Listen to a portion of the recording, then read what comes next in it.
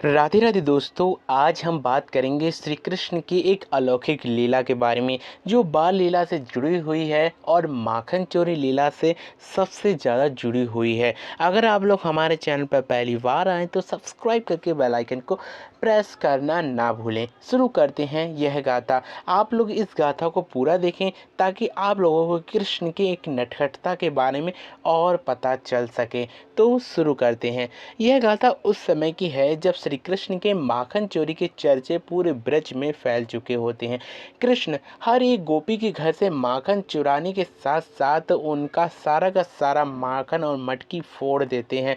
सारी की सारी गोपियां तंग आ जाती हैं और वह एक मंडली में आकर श्री कृष्ण की एक से बढ़कर एक प्रशंसा करते हुए बोलती हैं कि आज श्याम सुंदर मेरे घर पर आए और उन्होंने मेरी मटकी के साथ साथ माखन को भी फोड़ दिया।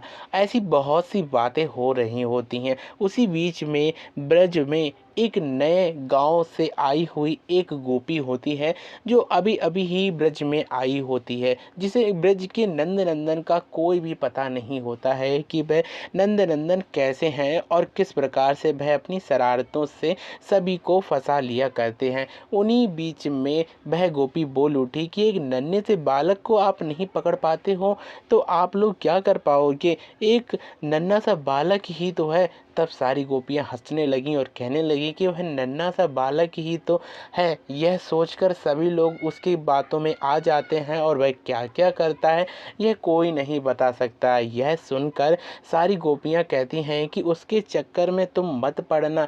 यह सुनकर वह गोपी कहती है कि ऐसा नहीं है, मैं उस बालक को पकड़कर तुम्हें दिखाऊंगी और यशोदा मैया के पास ले जाकर उसकी पिटाई अवश्य करवाऊंगी। यह सुनकर गोपियां कहती हैं कि क्या पता यह नई ब्रज में आई हुई है, इसे कृष्ण के विषय में कुछ नहीं पता है।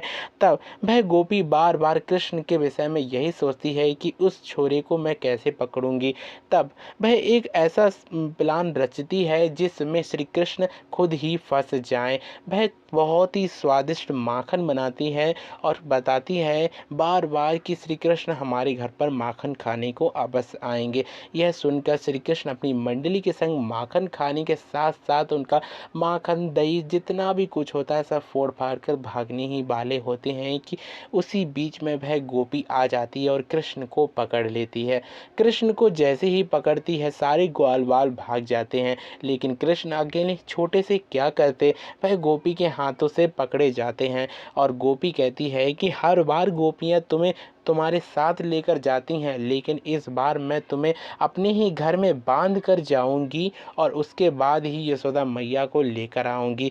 वह गोपी इतनी एक्साइटेड होती है कि उसे श्री कृष्ण का भान ही नहीं होता है, बस उसे यही भान रहता है कि मैं यशोदा मैया को लेकर श्री कृष्ण की डांट अवश्य लगवाऊंगी। यह देखते हुए वह बहुत ही ज़्यादा जल्दबाजी में श्री कृष्ण को बांध तो देती है, लेकिन बांधने के साथ साथ उस रस्सी में गांठ लगाना भूल जाती है। यह देखकर श्री कृष्ण बहुत ही ज़्यादा आश्चर्यचकित हो जाते हैं कि है और इसने गांठ लगाना ही भूल गई। तब वह उधर से गोपी जाती है और यशोदा मैया को अपने घर में ले आती है।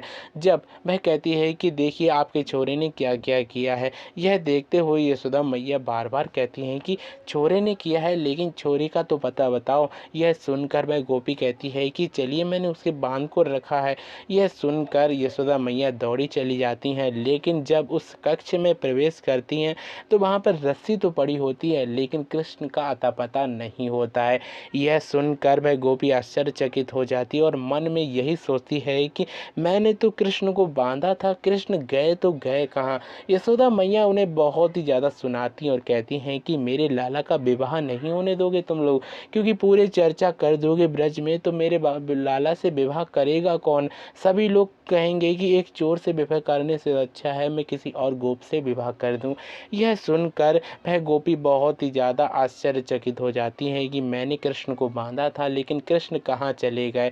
तब वह दूसरे दिन यमुना के पार जाती है और यमुना से मीठा जल लेकर आ ही रही होती है। उसी मार्ग पर नंद नंदन श्याम सुंदर मिल जाते हैं और गोपी श्री कृष्ण को देखते ही एक ही प्रश्न करती है कि कृष्ण सारी की सारी गलती आप मैं तुम्हारी माफ़ करती हूँ, लेकिन तुम बस इतना बता दो कि तुम मेरे कक्ष से तुम भागे कैसे। यह सुनकर कृष्ण कहते हैं और बार बार उसकी हंसी उड़ाते हैं और कहते हैं कि यह बताओ, तुम्हारी मैया ने क्या गांठ लगाना नहीं सिखाया। गोपी कहती है कि गांठ लगाना नहीं सिखाया, इसका क्या अर्थ है। तब श्री कृष्ण बताते हैं कि जब तुम मुझे बांध रही थी तुमने रस्सी में गांठ ही नहीं लगाई। यह सुनकर गोपी कहती है कि तभी तो मैं कहूँ कि कृष्ण भागे तो भागे कहाँ। तब वह गोपी कहती है कि तो उसमें तुम भाग गए। तब श्री कृष्ण कहते हैं कि तुम्हारी मैया ने तुम्हें गांठ लगाना नहीं सिखाया है, इसलिए तुम मुझसे गांठ लगाना सीखोगी ना तो कभी भी किसी को भी पकड़ने के बाद अगर गांठ लगा दोगी तो खोल भी नहीं पाओगी। मैं ऐसी गांठ लगाना जानता हूँ। यह सुनकर गोपी कहती है कि अच्छा, तो तुम मुझे भी बताओ कि कैसे गांठ बांधी जाती है। तब श्री कृष्ण कहते हैं कि पहले तुम मुझे गुरु बनाओ और गुरु के नाते तुम अपने ही घर में ले चलो और मैं वहीं पर तुम्हें सिखाऊंगा कि गांठ कैसे बांधी जाती है। यह सुनकर गोपी कहती है कि चलो, इसमें क्या है, मैं अपने घर पर तुम्हें ले चलती हूँ। तब श्री कृष्ण को वह अपने घर पर ले जाती है और कहती है कि कृष्ण बताओ गांठ कैसे लगाई जाती है। तब वह कृष्ण उसके दोनों हाथों को गांठ से बांध देते हैं और गांठ से बांधने के बाद में एक बड़ी सी रस्सी ले आकर उसको पूरे तरह से बांध देते हैं। उसके हाथ पैर सिर ऐसा बांध देते हैं कि वह ऊ तक ना बोल सके। तब श्री कृष्ण कहते हैं कि देखो, मैंने बांधना तुम्हें सिखा दिया।